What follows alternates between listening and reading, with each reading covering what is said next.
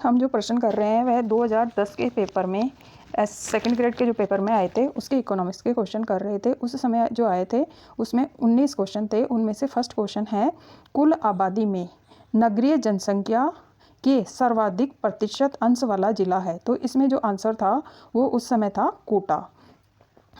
Second number question है, सकल राष्ट्रीय उत्पाद से विशुद्ध राष्ट्रीय उत्पाद का अंतर किसके बराबर होता है। तो इसमें जो हमारा आंसर था उस समय वो था मूल्यह्रास के बराबर। थर्ड नंबर जो क्वेश्चन है, दोहरी गणना की समस्या को दूर करने के लिए निम्न में से किस मद को सकल राष्ट्रीय उत्पाद में से घटाया जाना चाहिए। यानी दोहरी जो गणना है उसकी समस्या को मिटाने के लिए वो है क्वेश्चन नंबर 3 में आंसर है मध्यवर्तीय वस्तुओं का मूल्य घटाया जाना चाहिए। क्वेश्चन नंबर 3 है, निम्न में से कौन सा शीर्षक कथन तटस्थता वक्र के विश्लेषण की मान्यता के अंतर्गत नहीं आता है। इसमें पूछा है नहीं आता है, तो इसका आंसर होगा मुद्रा की स्थिर सीमांत उपयोगिता। ये नहीं आता और बाकी 3 क्या है, तटस्थता वक्र के विश्लेषण में शामिल होते हैं। क्वेश्चन नंबर 5 है, निम्न में से कौन सा वक्र यू आकृति का नहीं होता। तो इसमें हमारा जो ऑप्शन में जो दिए हुए हैं उनमें आंसर रहेगा 4 नंबर, औसत स्थिर लागत वक्र जो है वो यू आकृति का नहीं होता है। क्वेश्चन नंबर 6 है, पूर्ण प्रतियोगिता के अंतर्गत दीर्घकाल में फर्म का संतुलन निम्न स्थिति में होगा जब। क्वेश्चन नंबर जो 6 है उसका जो आंसर होगा सीमांत लागत, सीमांत आगम एवं औसत लागत और औसत आगम दोनों शर्तें पूरी हो जिसमें। क्वेश्चन नंबर 7 है, कीमत विभेद लाभप्रद होगा यदि अलग अलग बाजारों में मांग की लोच हो। यानी कीमत विभेद कब लाभप्रद रहेगा, जब अलग अलग बाजारों में क्या हो, कीमत विभेद।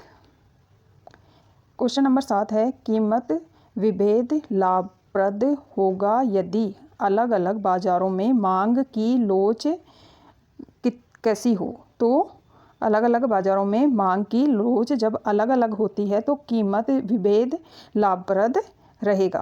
क्वेश्चन नंबर 8 है, एकाधिकार प्रतिस्पर्धा में फर्म का मांग वक्र होगा। यानी इसमें जो आंसर रहेगा आपका 3 नंबर, सामान्य लोचदार। मांग वक्र होता है सामान्य लोचदार। भारत में वर्तमान मौद्रिक व्यवस्था का प्रबंधन करता है। यानी क्वेश्चन नंबर 9 है कि भारत की जो मौद्रिक व्यवस्था है उसका जो प्रबंधन का काम है वो किसके द्वारा किया जाता है। तो वो किया जाता है भारतीय रिजर्व बैंक के द्वारा। क्वेश्चन नंबर 10 है, मुद्रा के मूल्य एवं कीमत स्तर में संबंध होता है।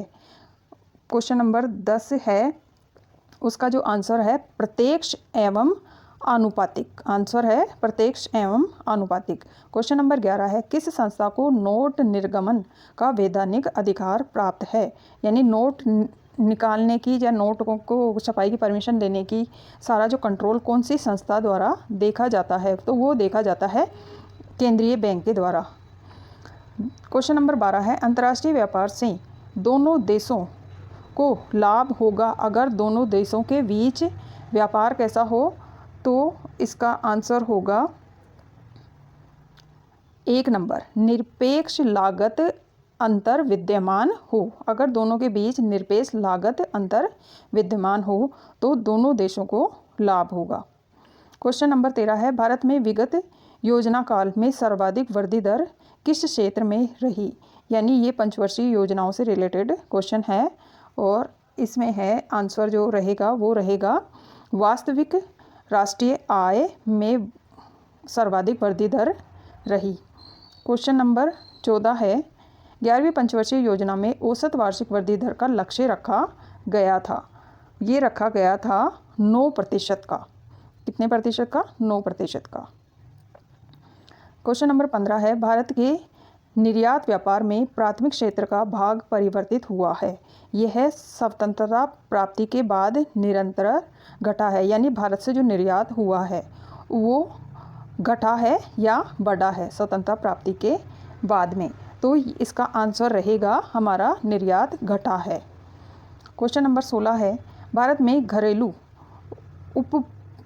में घरेलू बचतों में किस क्षेत्र का योगदान सर्वाधिक है? जब घरेलू बचत की बात होती है तो सबसे ज़्यादा योगदान किसका होगा? पारिवारिक बचतों का। क्वेश्चन नंबर 17 है, भारत के किस राज्य में लिंगानुपात स्त्रियों के पक्ष में है? यानी वहाँ पर स्त्रियों का लिंगानुपात पुरुषों से ज़्यादा है या और राज्यों से ज़्यादा है? तो वो है केरल। और अभी 2011 की जनगणना के अनुसार भी केरल में ही लिंगानुपात ज़्यादा है। क्वेश्चन नंबर 18 है, भारत में राष्ट्रीय आय संबंधी अनुमान किस संस्था द्वारा तैयार किया जाता है? तो इसका जो आंसर होगा केंद्रीय सांख्यिकी संगठन के द्वारा तैयार किया जाता है। राजस्थान में आर्थिक विकास को सुदृढ़ करने का तत्व है। तो राजस्थान में आर्थिक विकास को सुदृढ़ करने में ये सभी तत्व योगदान रखते हैं। पशुधन, खनिज पदार्थ और पर्यटन स्थल सभी की आय।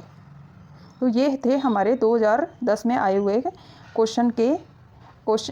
ये थे हमारे 2010 में आए हुए पेपर के अर्थशास्त्र से रिलेटेड 19 क्वेश्चन जो आप ज़रूर करें।